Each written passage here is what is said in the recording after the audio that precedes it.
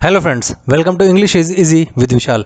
तो आज की इस वीडियो में हम लोग एनालाइज करेंगे शेक्सपियर की लिखी हुई सोनेट नंबर 71 और ये अगेन इनके फेयर यूथ सीक्वेंस का ही पार्ट है। तो चलिए इसको पढ़ते हैं और समझने की कोशिश करते हैं।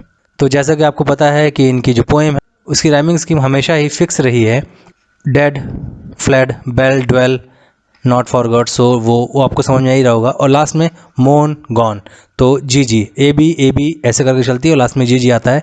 तो this is the rhyming scheme. इस पोएम में वो अपनी डेथ पे कॉन्सेंट्रेट करते हुए ये कह रहे हैं कि जब मैं मर जाऊंगा कि मेरे लिए कैसे तुम रोना, कैसे तुम मुझे याद रखना। बेसिकली वो ये कह रहे हैं कि तुम मुझे भूल जाना। और यही बात एक आयरॉनिकल बात है कि अगर आप किसी को कहते हो कि मुझे भूल जाना तो बेसिकली आप उसको इम्पोज कर रहे हो कि वो आपको याद रखे। तो यही इस पोएम की आयरनी भी है। तो चलिए इसको पढ़ते हैं और समझने की कोशिश करते हैं। No longer mourn for me when I am dead. तो मेरे लिए तुम मॉर्न करना मत जब मैं मर चुका हूँगा। मैं तुम्हारे मॉर्न करने से वापस तो आने वाला नहीं हूँ। Okay, then you shall hear the surely sullen bell.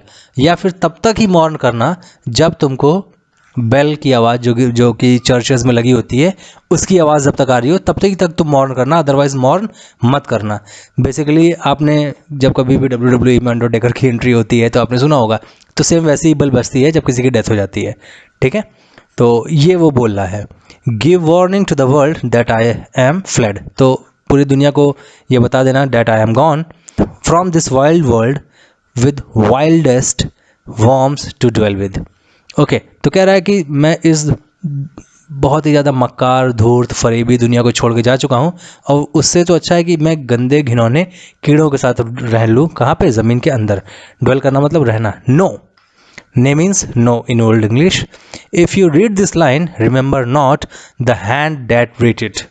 Okay, read मतलब राइट। तो कह रहा है कि अगर तुम मेरी इस पोएम को पढ़ना, इस पोएम को लिखने वाले हाथ को याद मत करना। अब हाथ कहने का मतलब है कि पोएट को याद मत करना। Why? For I love you so that I in your sweet thought would be forgot. क्यों? मैं चाहता हूँ कि तुम मुझे भुला दो। ये क्यों? If thinking on me then should make you woe. और अगर मेरे बारे में सोचना तुमको सैड करता हो तो इससे अच्छा है कि मैं तुमको इतना प्यार करता हूँ कि तुम मुझे भूल जाओ। इट वुड बी बेटर, क्योंकि मैं नहीं चाहता हूँ कि तुम सैड हो कभी भी। भले तुम मुझे याद करके ही सैड हो, मगर मैं चाहता ही नहीं हूँ कि तुम कभी सैड हो। तो इससे अच्छा है कि आप मुझे याद ही मत करो, भूल जाओ। और यही आयरॉनिकल बात है कि आप उसको कह रहे हो बेसिकली मुझे याद करो। यहाँ से उनका सेस्टेट शुरू होता है और लास्ट की जो 6 लाइन से वो भी देख लेते हैं।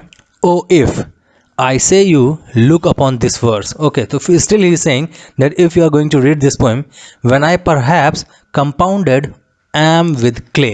तब तक कि मैं क्या हो चुका हूँगा? मिट्टी में मिल चुका हूँगा, मतलब कि मेरी पूरी बॉडी डिकम्पोज हो गई होगी। तब तक क्या पता तुम इस पोएम को दोबारा उठाओ, पढ़ो। Do not so much as my poor name rehearse. Okay, then you should not call me, then you should not repeat my name, do not rehearse my name. Why? Because people will hear that you are calling me, you are missing me actually. But let your love even with my life decay. जैसे जैसे मेरी life decay हो रही है, मिट्टी के साथ मिट्टी में मिलती जा रही है, वैसे ही तुम मुझे भी भुला देना। Why? Lest the wise world should look into your moon. नहीं तो फिर क्या होगा?